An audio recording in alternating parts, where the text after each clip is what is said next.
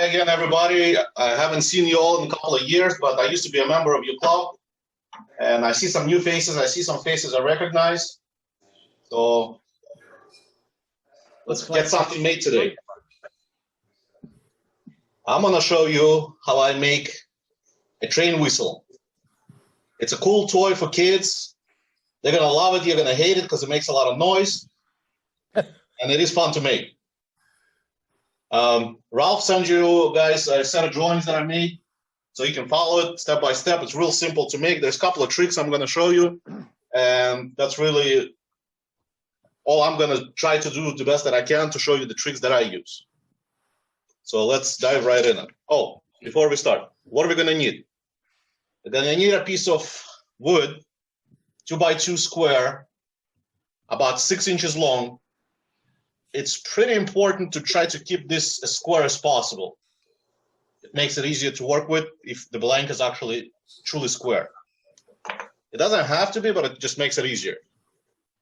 And we're going to need another little block, something like a 2x2x2 to make the end cap out of. End cap has to be made out of different, it doesn't have to be made out of different wood, it just got to be a different piece. I like to make them contrasting because I think it looks nicer when they're two different colors. But you can embellish it and make this thing as pretty as you like, however you like. So we're going to go to the page 1 of our drawing, and we're going to work on the main body of the actual whistle. Can you guys see this real good or no? That's good there. Yeah. Like, I'm sorry? what does the whistle sound like? Oh, okay, hang on. There you go. Somebody made one already. How about that? David, was that you? That was No, awesome. Nope. Okay. Okay, so this thing has 4 different air holes. It's basically 4 whistles combined into one. And the reason why it's done, 4 holes are in a different depth. And the depth, it makes a different tone. So you can actually tune this as a musical instrument if you have the ear for it, which I don't, but you could by controlling the depth of those holes. Now, what I found the best, if you make those holes 1/2 inch apart from one to the next, it just makes it sound pretty decent. So I'm going to start with a 3-inch hole. I'm going to make a 3.5-inch hole. And I'm going to go to a 4-inch hole and a 4.5-inch hole. And I use a 3/8 diameter drill bit, which looks like that. I found this in Lowe's. It's the only one that allows me to drill 4-inch holes without doing any kind of other fun things to it. And since I don't have a drill press big enough to do it, I'm going to drill those holes on a lathe. And I'm going to teach you guys how to drill offset holes on a lathe without changing your chuck. So let me put my drill bit in my tailstock. And I'll move the tailstock over so you guys can see. So the first thing I'm going to do is I'm going to mark my depth. I found on Amazon blue tape, which is exactly 1/2 inch wide, which allows me to set up 4 different flags for 4 different depths, and I can do this in only one time. I'm going to get a little piece of it.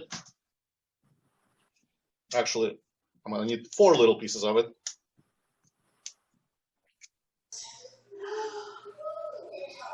And I'm going to set up my first hole at the 3-inch depth.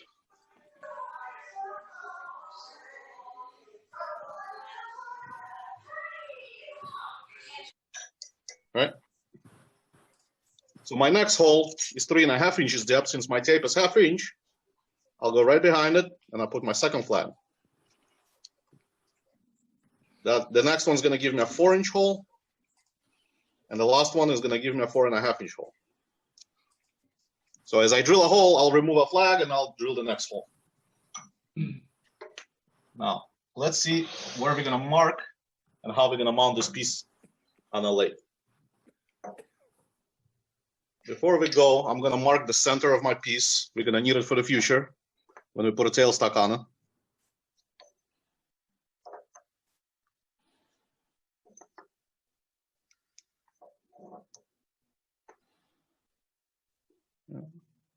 It's not quite square, but it'll work. Now, if you guys look at the drawing, the hole locations are from the center of the piece. You guys can't see. We go from the center of the piece, ½ inch down, ½ inch over, ½ inch up, and ½ inch to the right. So it's ½ inch away. I'm gonna set my square to a ½ inch, and I'm gonna mark where my holes are supposed to go. Those marks are not necessary. I like to put them there just to kind of make sure I'm doing what I'm supposed to be doing, but you really don't need them. Now, drill some holes. If I were to put this block into my chuck, I get a hole in the middle. I don't need a hole in the middle. I need to offset the hole. So what I'm going to do is I'm going to remove one jaw out of my chuck, and I'm going to use only 3.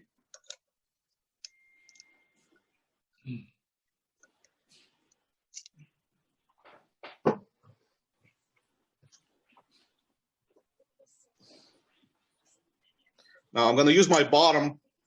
The 2 side ones are going to clamp the piece in place. Since we're only drilling, we're not going to turn like this. It's pretty safe because if you have a drill bit into the wood, but now I have to offset it a little bit. And what I found, a piece of 3/8 of anything, this just happens to be a piece of aluminum I have laying around, works quite well. So we lay this on the bottom. We put our wood right next to it, and we tighten the chuck.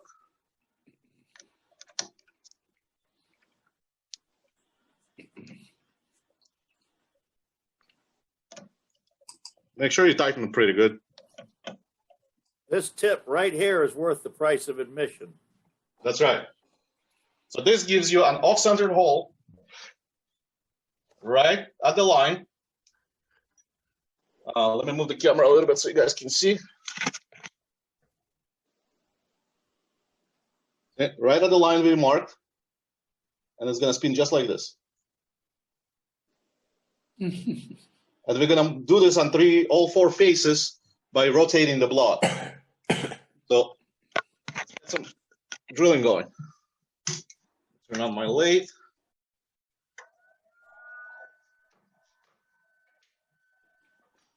Put my safety glasses on. I'm at right now about 800 RPM. I'm going to bring it down to about 750. Lock my tailstock in place. And this will drill really, really easily.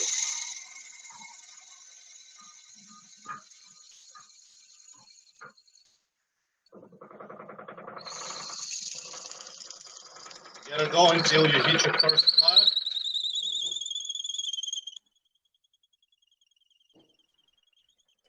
Back it right out. We got a hole drilled. So now what we do is we remove that flag that we had, and we're already set up for the depth of the next hole. Let's reposition our piece. And it's really irrelevant in which sequence you do them in, as long as the 4 holes are different. I'm going to turn my piece 90 degrees, put my little block back in place, lock everything up again.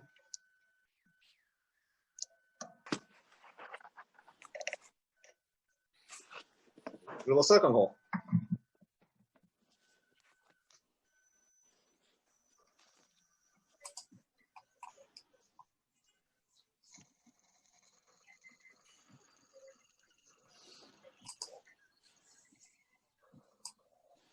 Stop the lathe, take out the little flag, and we do this 2 more times. Now, if you guys have any questions, if you guys want to ask something you don't like, please stop me.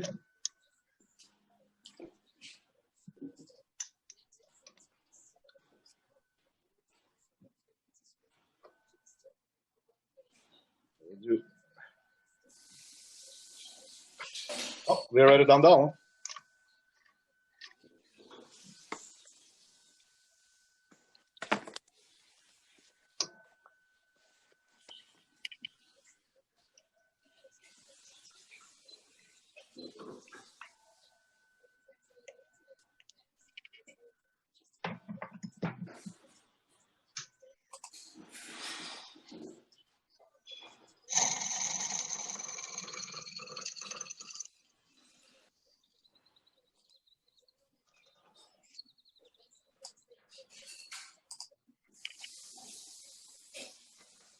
Run away.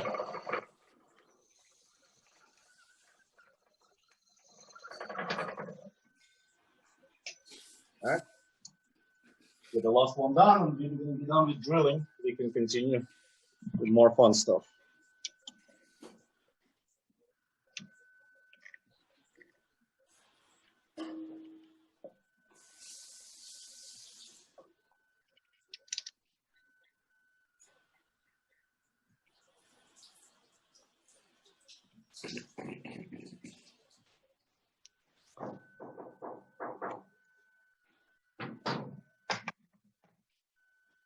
That's and the last one.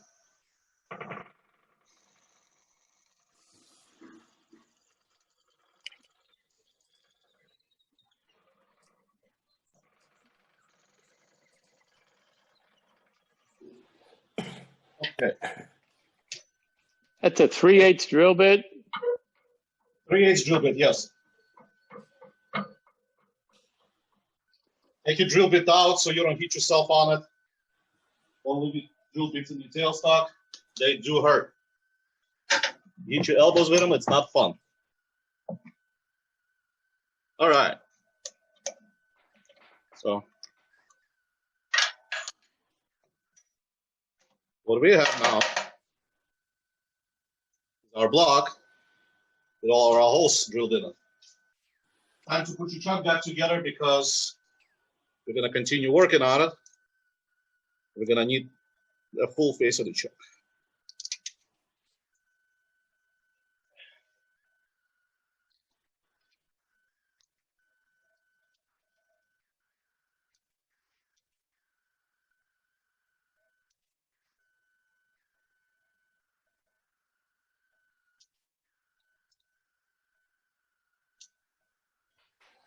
All right. So we're done with the first step. Let's go see what we have to do next. Okay, for the second step, we actually have to shape the body a little bit and create a 45-degree, not necessarily have to be a 45-degree, a recess that goes in to about half the depth of those holes. This is what's going to let the air out, and this is what's actually going to make the sound. The only important thing about it, it's got to be 5/8 from the top of the edge, from here to where it starts. It's got to be 5/8 of an inch. So let's put this guy back in the chuck. There's my key.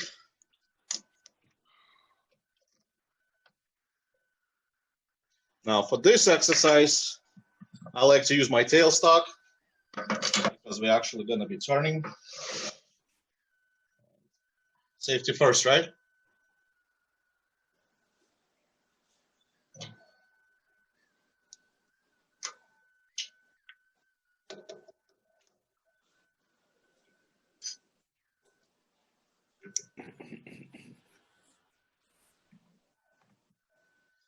First thing I'm gonna do is I'm gonna bring my tool rest up and I'm gonna make about half of this thing round. I'm not gonna round off the whole thing because we're gonna need the square to index one more time. This up a bit. I'm gonna use my 1-inch roughing gouge and I'm gonna bring my speed up a little bit since we have the tailstock on now. It's a little bit more safe. I'll go to about 750.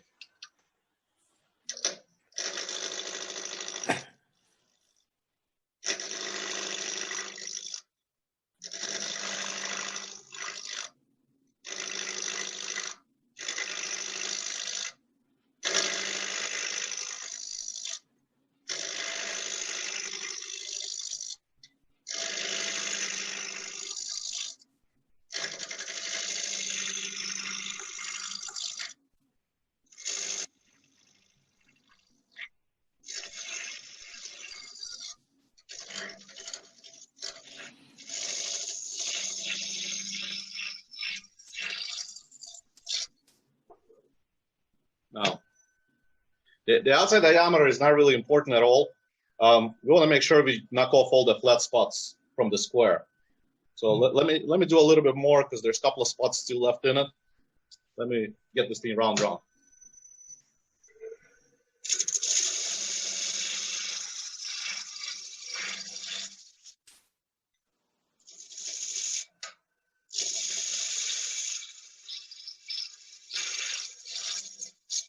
right. I think we should be pretty good. Nope, a little more.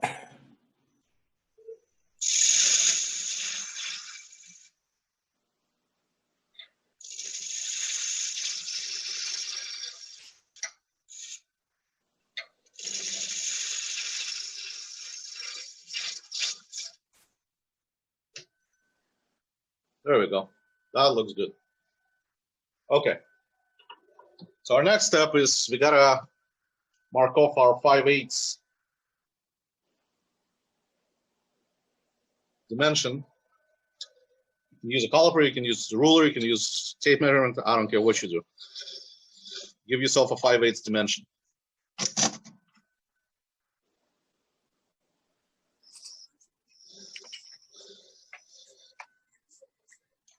So I'm gonna grab my parting tool and I'm gonna cut with my tool being on the side closer to your headstock without touching this 5/8. This 5/8 space that we just marked off should be the way it is. And I'm gonna go inside this material until I start to see the hole that we drilled from the front side.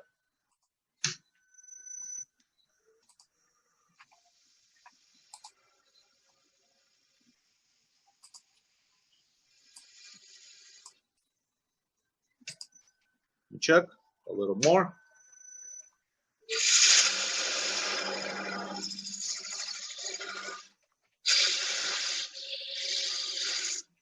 There you go.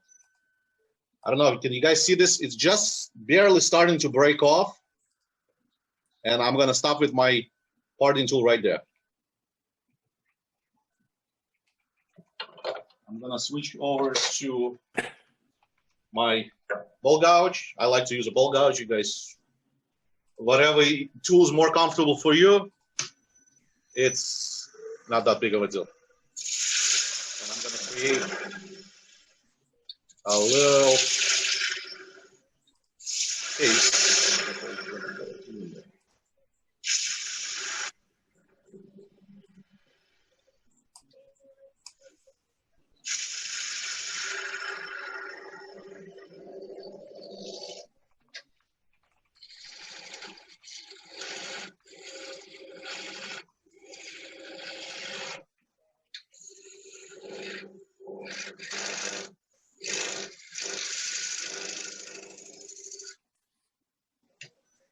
With that.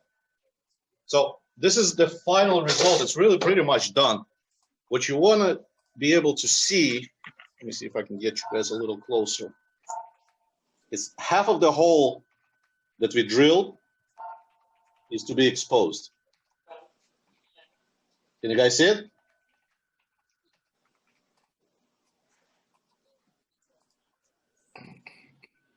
I'll take that as a yes. All right, so right now it's a good time to also clean up a little shavings or hairs you have inside those little holes, because they will create an obstruction and it's gonna prevent the air to come out the way it's supposed to come out, and therefore it's not gonna sound the way it's supposed to sound.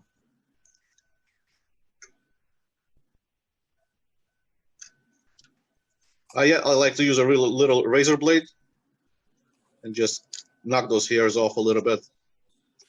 Then when I make them, for me, I'll use a little piece of sandpaper and a little 1/4-inch dowel and really get in there and clean all those guys up. I'm not going to waste my time with this right now because, frankly, it'll be just fine. All right. So, oh, I'm sorry. Almost forgot a very important step. We got to glue in our top piece to this. So if you look real close, there's a little step that we have to create, about 1/8 of an inch deep. Really irrelevant the diameter, but when we're going to match it to our other piece, that little step is going to help us center it. So I'm going to go back to my parting tool. I'm just going to touch it a little bit.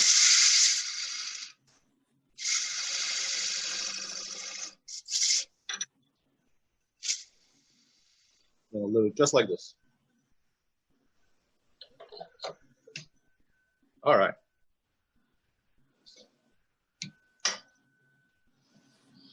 So we can take this off the chuck because our next piece we're gonna work on, well, actually, you know what? Let's put the reefs in there. So I'm gonna leave it on the chuck, but I gotta take off the chuck to show you guys the next step.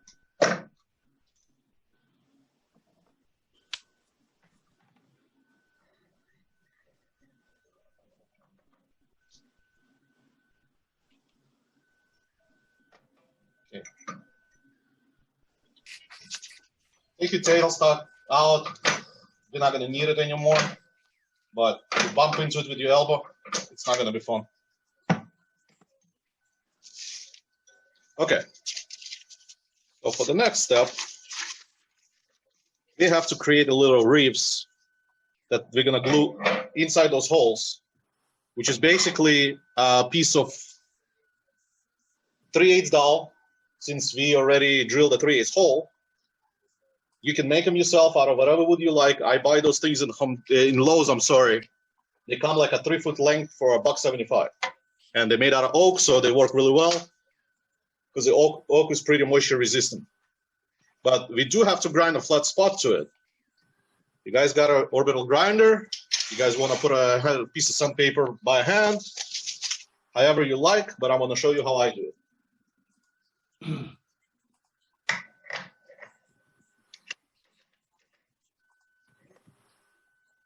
So what I got is a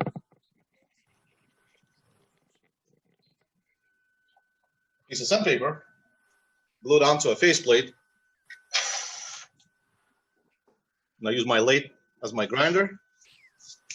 Now, the last demo I did, I took this little piece and I held it with my fingers, and I got yelled at because it's not safe.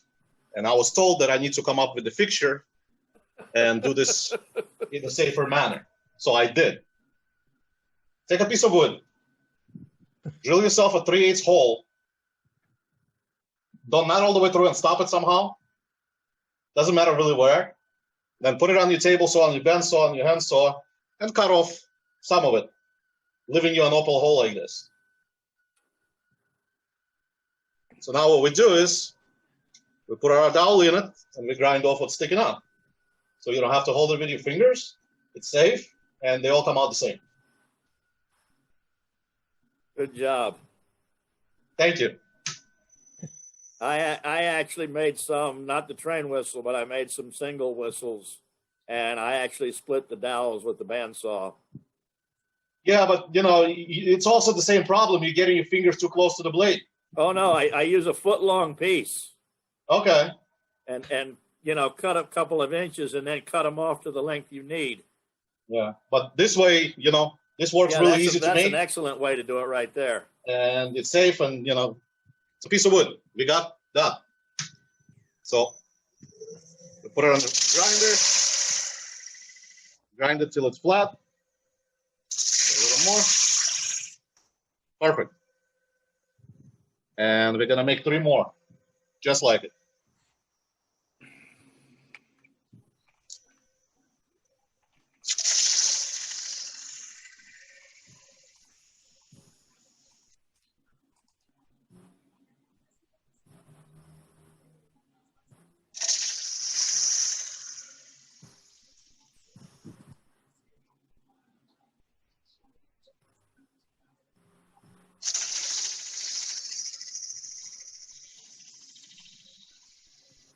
That's it. Simple as that. This thing worked really well.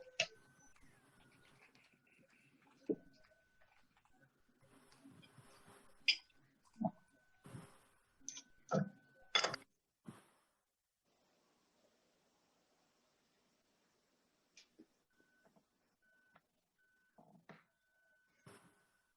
me get rid of my landing block. We're gonna put the chuck back, and we're gonna glue those pieces in place.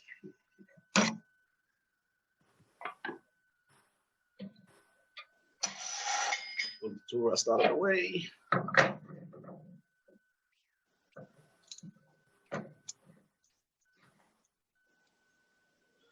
Okay, Now, gluing those little ribs back into place, well, not back in place, in place where they belong.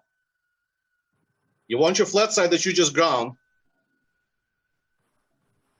to face the flat side that is still remain. And this is one of the bigger reasons why I like to leave this flat spot and turn this when it's all complete and glued up. Now you also want to get them in about as to the depth of this face. And now these things right now will actually sound. You put air in them and it'll make sound. So you want to check them before you actually glue them. And controlling your depth, you can actually change the sound.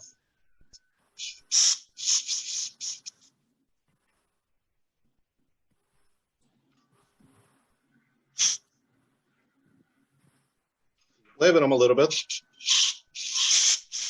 Maybe too much air out of the compressor. Try it just like this.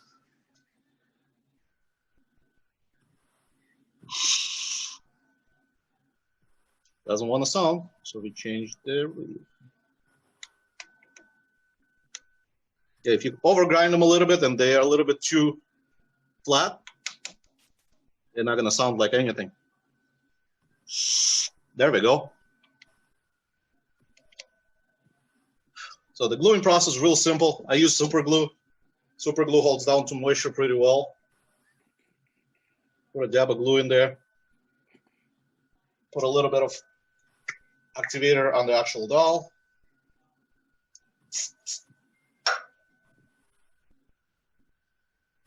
And that's really all it takes. That's it. Do that 3 more times. And we can clean up the face and move on to the next step.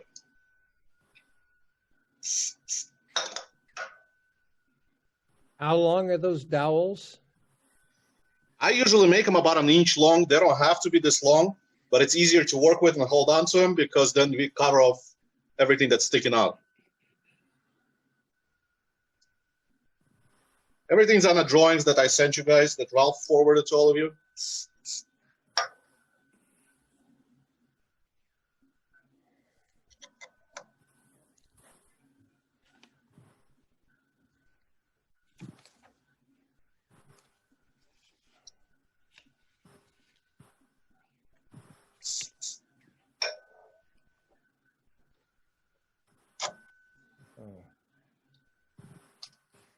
Okay. We're going to call this good for the demo purposes. All right, so once you use loose sets, get a little saw, cut those off. Don't try to turn them off, they will break.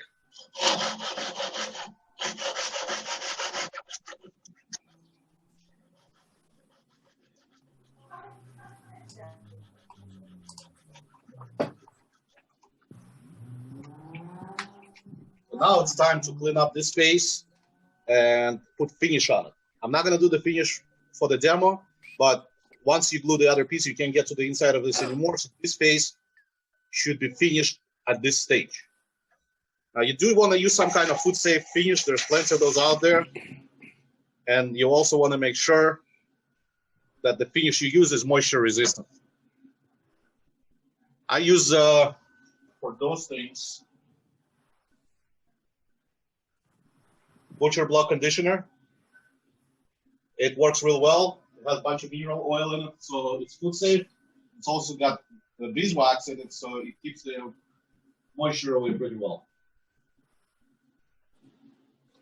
So get my bolt gouge, turn this guy up, 750 RPM. And all I want to do is just tighten this face and get rid of all this nonsense.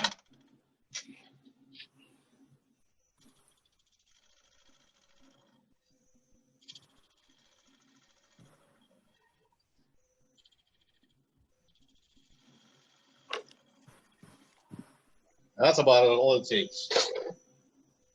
I'm gonna grab a piece of sandpaper. Now usually go through all my sandings, but in this case, 150 will work just fine.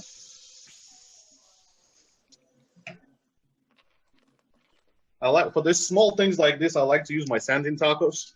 I don't know if you guys ever seen those before. Basically, a piece of Velcro.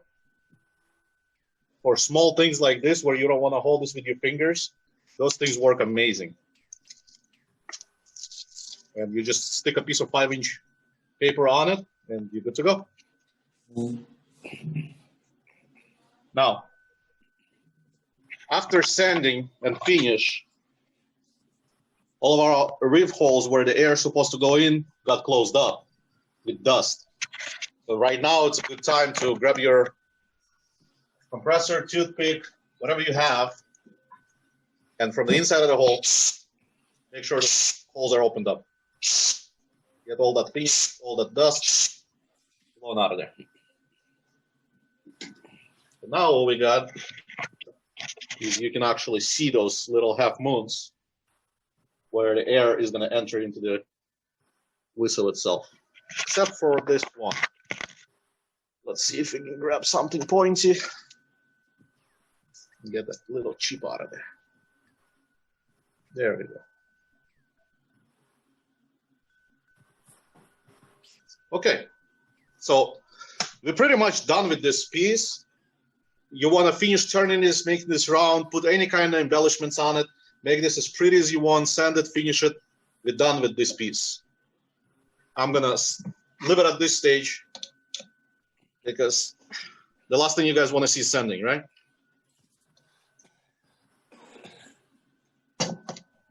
All right, so now go back to our drawing and we're gonna work on our mouthpiece.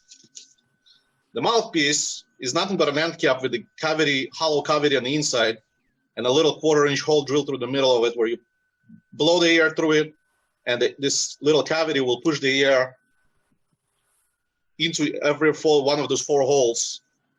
Since we put a tenon on this side, we're going to put a little recess so they match and we center, and we're going to turn it, we're going to finish it, and we're going to glue it up. So that sounds like a plan, right? I'll take that as a yes. Yes. See, we're all unmuted. Yes. Okay. You guys being in a quiet bunch today. I just want to thank you for showing me something better than Ralph would normally do. Oh, come on, you can't do that. Ralph shows good stuff. Ah!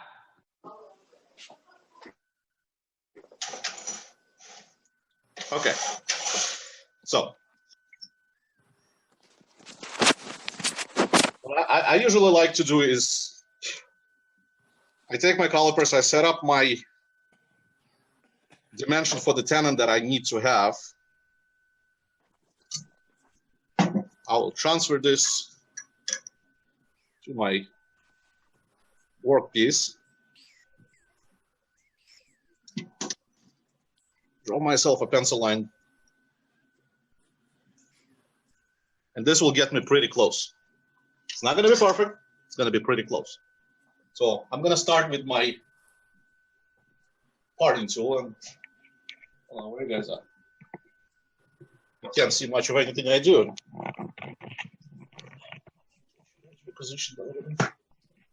Whoops. Bear with me for a second. I'm losing my camera. My mount all of a sudden decided to fall off. There we go.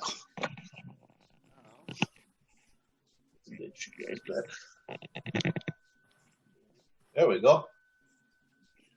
All right. I'm going to start with my parting tool, and I'm going to cut a little bit to the outside of that line. And I just want to get it in there and make sure I'm on the right path and I'm not cutting too much of the material. Just a little bit. I still have my caliper set to my width, and I'm perfect right where I was supposed to be. Well, actually, you know what? I just screwed this up. I need to cut this on the inside of the line, not on the outside of the line. I wasn't going to say anything. Why not? You were gonna let me go and make this thing twice bigger than we're supposed to be. Well, you can always turn it around and use the other side. Yeah, I got another block. It's okay. But you're gonna let me embarrass myself. Okay, that's fine. That's why these are called real live demonstrations. I'm sorry? Real live demonstrations. We also That's right. for a while. I don't mind it. So let's see. Okay, this will work just fine. So now I have established somewhat of the space I need to be working with. I'm gonna go a little deeper.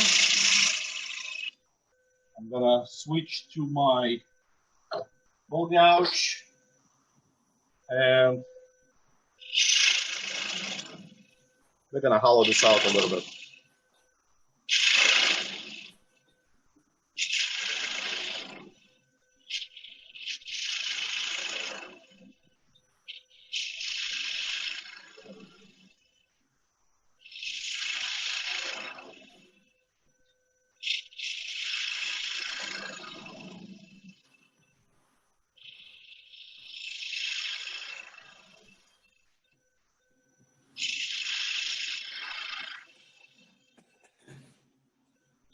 Now this cavity don't have to be real big or real deep.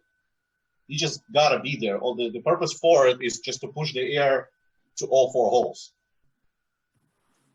I'm gonna grab my little 1/2-inch scraper and finish this off a little bit, make it a little prettier.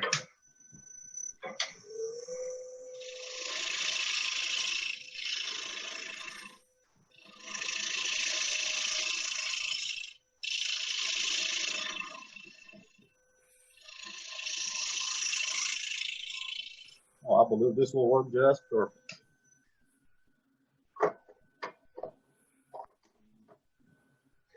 Clean up the face.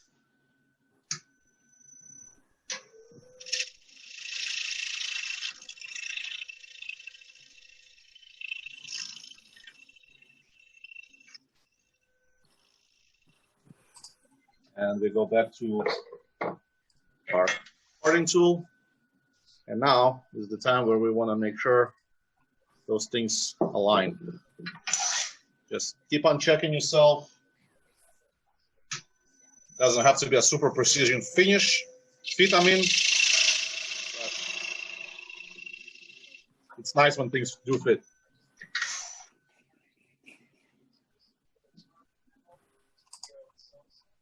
Just a little bit more, and we'll be done.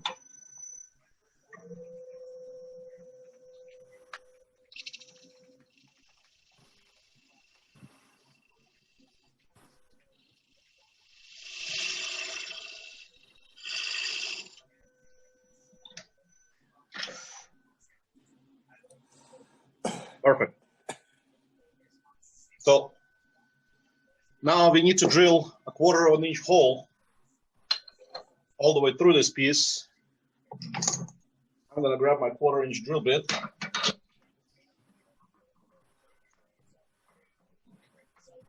And my tailstock. And I'm gonna drill this hole all the way through. When you're drilling small holes all the way through, it's fine, just be careful, make sure that your chuck has the clearance for your drill bit to go all the way through. Those drill bits will not drill through metal. Believe me, I've tried.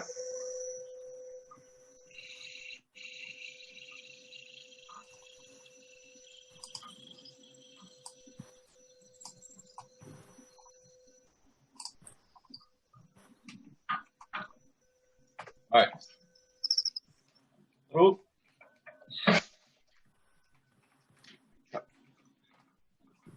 I drill bit out of the tailstock. Safety first.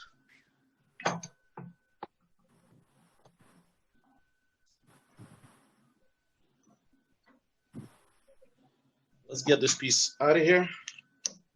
I'm going to show you what we accomplished.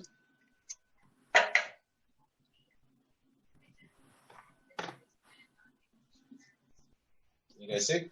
Yeah. Okay. now is the good time to sand it, finish it, because once we glue it, there's no going back. Now, I haven't turned the outside of this because it's pretty small. It's hard to work with unless you do it between centers. So the way I usually do it, I put my piece back, I glue everything together, and then I turn everything as one piece to the final finishing look that I want. Let's change the camera up a bit. There we go. Let's put some glue on this guy.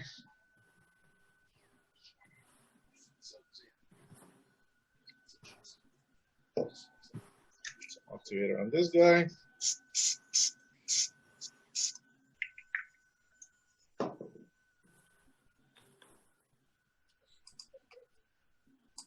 And we're done.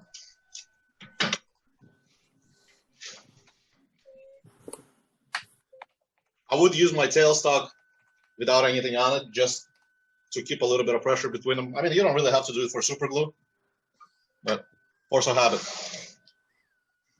Okay, I'm gonna put a cone on my tailstock because I'm gonna use my center hole that I drilled as a center hole.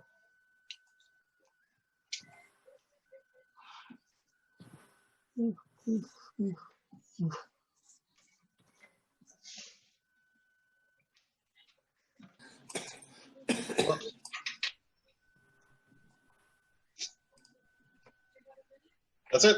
Now we're ready to put a final shape to this, and we're gonna call it done.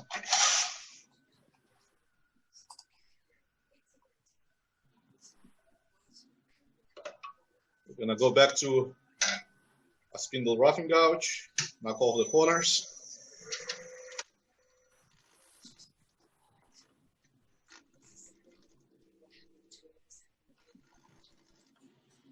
Oops. What happened? Did my glue didn't set? You see that?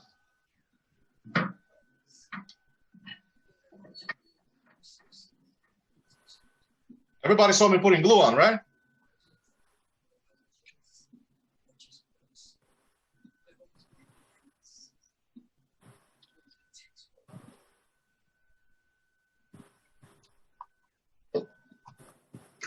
Igor, are you using the CA just for the demo, or do you use that normally when you build these? No, just for the demo. Okay, just for quickness.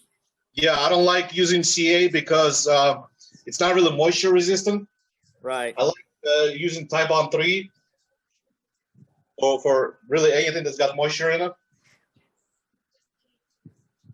I'll use CA for demo. I'll use CA for finish. I'm not a big fan of CA glue, to be honest with you. But that's just my personal. Okay, no, but I just wanted to make sure because, yeah, I think, like you said, the Tybon 3 would be the best for this. Yeah, but, you know, it's you guys not going to wait till tomorrow, right? No. I didn't think so. All right, see, my walnut is side grain, so it's cutting really rough. I'm going to switch to a ball gouge to try to finish this off. Oh, so you got that side grain on there.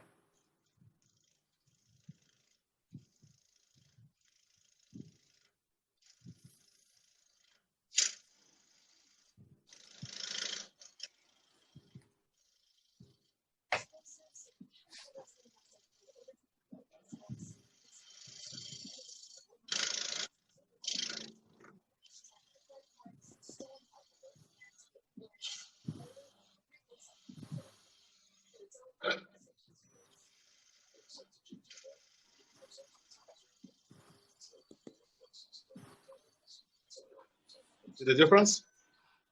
Beautiful. So do you want me to, guys, explain to you what happened on the skew? Why did it raise and cut so bad? Or you all turned it long enough to know? All right, I guess you don't want to. Yes, please. Okay. You're going to skew it up? When the grain of the wood is parallel to going from your head stock to your tail stock, you can use tools that cut in this manner.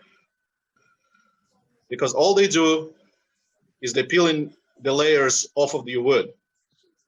When you have the wood, when the grain goes opposite, cross, you cannot use the same tools because you peel in the wood on where the grain is good, and then you get to the end grain and it starts fighting you and it's actually lifting your tool up. You can force it and hold it down, but then what it does, it's actually ripping the wood apart like you see it here. So if you're cutting wood that the grain goes perpendicular to your head stock and tail stock, you want to use a tool that will cut sideways. So you start from here and you're actually cutting away instead of trying to peel the layers up. See, if I'm going to use the same tool, see, it starts cutting good and then it starts biting and starts putting my tool away. But if I use my tool in this direction, it'll actually peel the wood pretty good. Does that make any sense? Yes. So once Yes, you That's thank one of the you. best explanations of that I've heard. Thank you so much. no problem.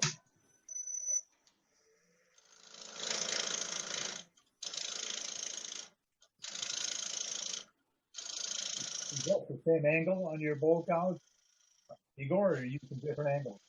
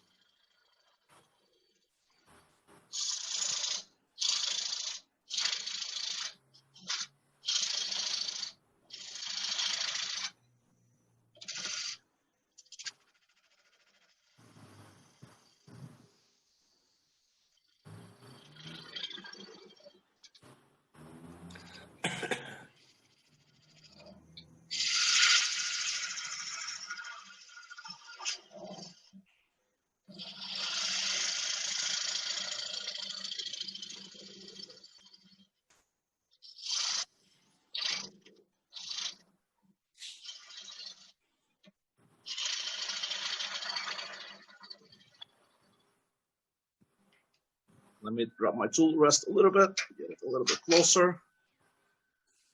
So we can feel this. No, I made a boo-boo. I cut too deep, but it's okay. We can fix this.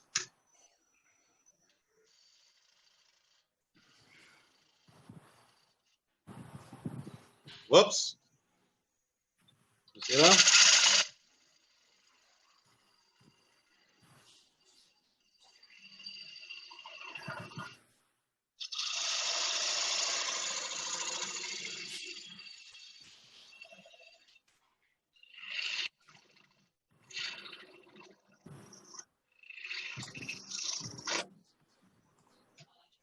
I'm gonna switch to my parting tool. I'm gonna cut off this little piece that on the end we don't need anymore. And we'll put some kind of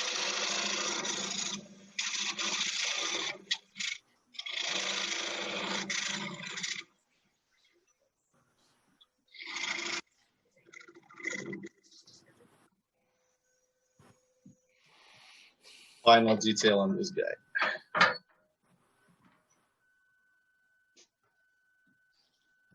Looks like we got threads on it. Character. That's right.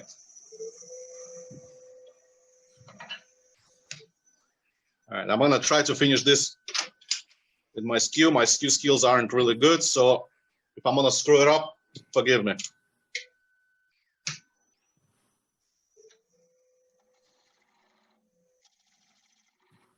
Oh, too high.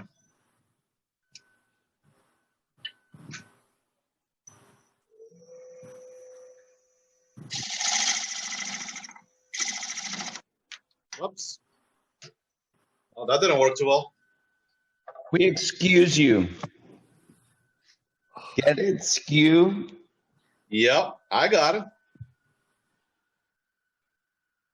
And that's another reason why I'm not a big fan of super glue. You know what? This thing's got plenty of meat still left on it. We can actually salvage this.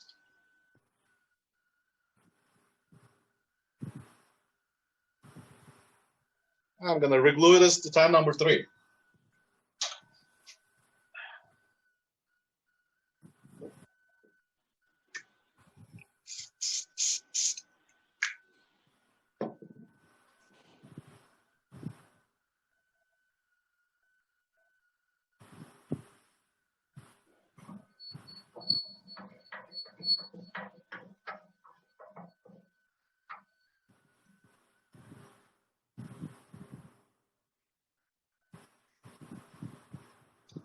So this guy's in.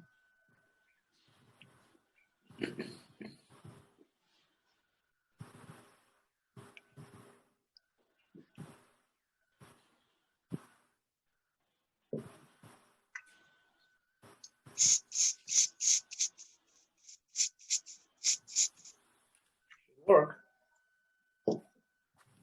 Well, let's try this again. Oh, wait.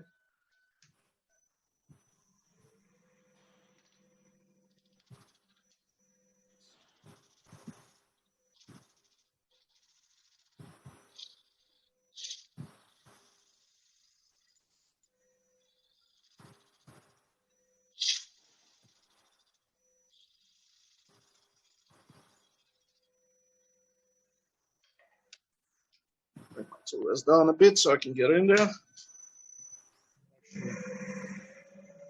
Speed it up a little bit.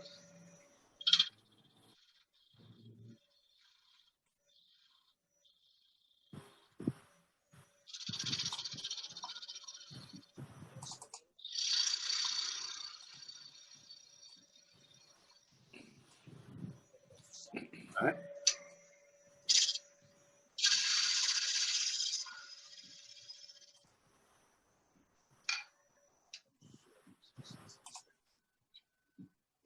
Now it's starting to look like something. Let me grab a. Oh, why don't we go with a scraper? Get rid of all the super glue that I put on top.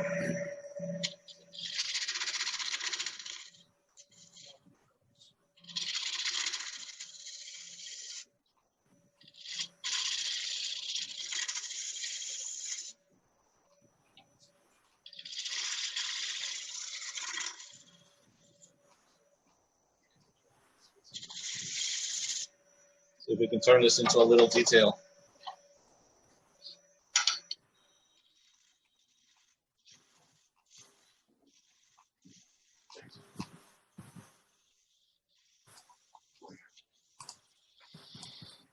There we go.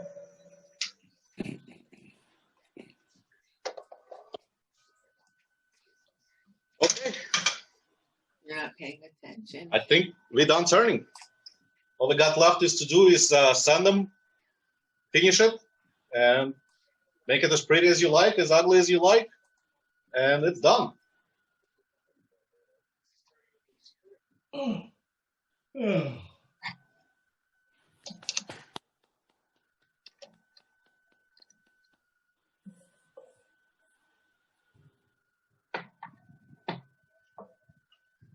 Let's see if she'll actually sound.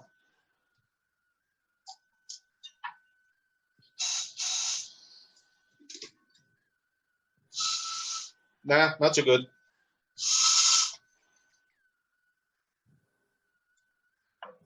Okay. Questions, comments? Rico, I've got a question for you. Yeah. When you use that spacer, you know, when you drill in the holes for the reeds, Uh-huh. John, if you put in a spacer, the thickness of that spacer. Yes. I'm sorry, what was your question? What was the thickness of the spacer you used when you drilled the reeds? 3/8. 3/8 Yes, for the spacer. that's correct. Okay, thanks. Hang on, let me switch your camera so you guys can see me. There we go. Yeah, the spacer was 3/8 of an inch. Cut a piece of wood. It doesn't matter what it is as long as it's 3/8.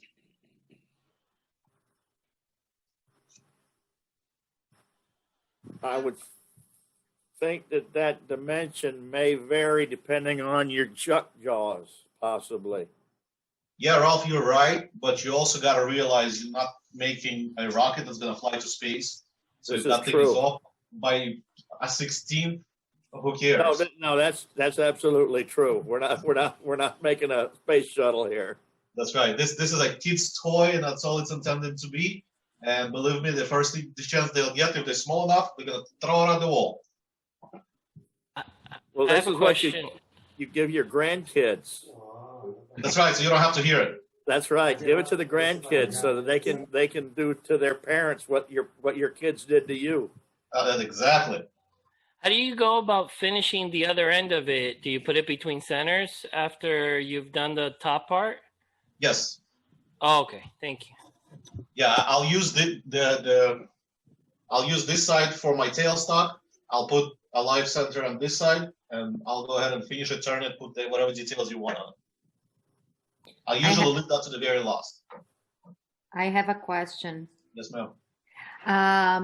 Can I use this trick for the off center that you put the block for another things, right? Have you used it like for? You could. It's a little bit dangerous to turn while you're holding your piece with only 2 jaws instead of 4. It works really well on drilling because you have a drill bit inside your wood, and it doesn't let your piece of wood fly away. Okay. So your chuck is intended to hold your piece with 4 jaws. You're holding it with only 2, and it's not the safest thing in the world to do. Can you do it? Okay. Yes. Do I recommend that? Absolutely not. Better for drilling, right? So drilling works perfect. Okay. Okay. Thanks.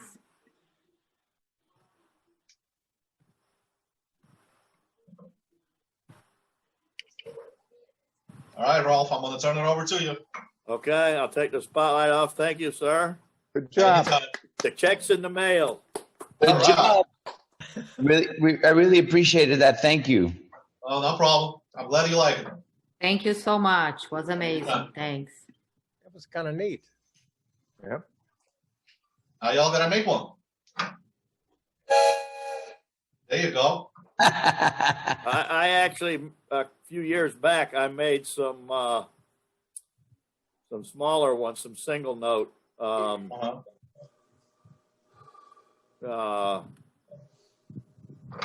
Single note ones here.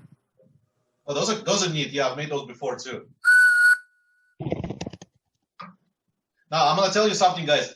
If you change the diameter of the dowel and the drill bit from a 3/8 to a 1/2 inch, you get a deeper note. Yes. So the hole size, the bigger the hole, the deeper the notes you get.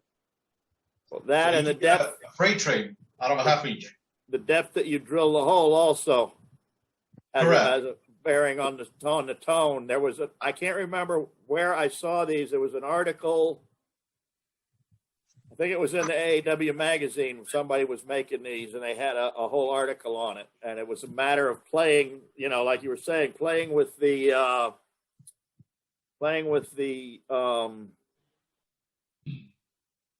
depth of the hole and the diameter of the hole. Playing with the depth of the hole, and playing with how far you put your dowel in, and how thick you made that dowel. There's all different variations you can play with there. That's right. As I said, if you have the ear for it, you can actually tune them to sound like a musical instrument. I mean, I'm tone deaf, so they all sound the same to me. If you used the drill press so you weren't worried about drilling into your chuck, I would drill the holes all the way through and then stick the dowels out the other end too, pull those like a trombone slide until you had what you wanted. And Nope.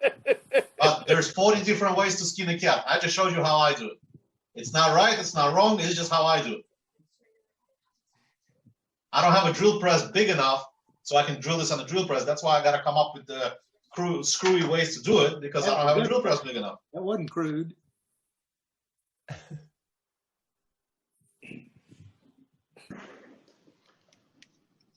Does the amount you sand off of the dowel have a effect on the tone? Yes, it does. It's not as much because when you actually glue the dowels in, you play with the depth of that dowel, and based on how much you sand off of it is how either deep or shallow you have to glue the dowel in. So the amount of air getting through that hole actually does matter, but you control it by the depth of that dowel being glued in. Would sanding the dowel at an angle help or hurt? No, actually, it'll actually hurt. You want to get that dowel that flat spot pretty straight.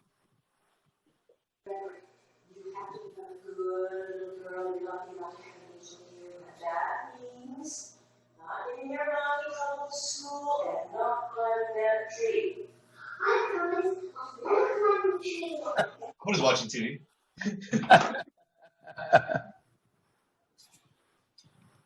We want to see it too. Come on. Okay. All right, guys. You have any more questions? I'm gonna log off. I'm gonna clean my shop and go spend some time with my kids. All right. Thanks. Thank you, Igor. Thank you so Thank much. you. I'll see you later, David. Thank Take care, you. guys. Thank you. Thank you. That was an awesome demo. I'm glad you like it. Have a good night. Thank you. Thank you. Good night.